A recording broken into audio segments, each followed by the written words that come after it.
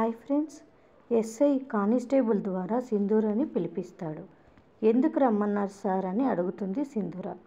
మీకు తెలియని ఒక నిజాన్ని మీతో చెప్పడం కోసమే పిలిపించాను అని ఎస్ఐ అంటాడు.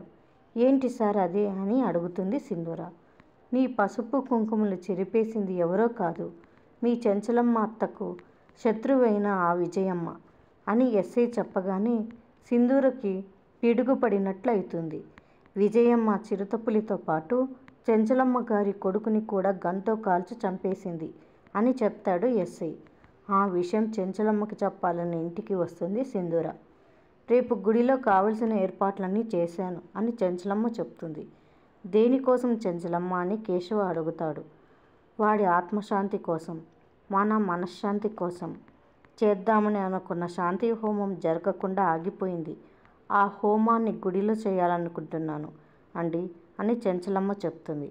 ఇదంతా విన్న సింధూర ఇప్పుడు ఎలా నిజం చెప్పాలి అని సైలెంట్గా ఉండిపోతుంది. మరిన్ని అప్డేట్స్ కోసం ప్లీజ్ సబ్స్క్రైబ్ చేయండి. Thanks for watching.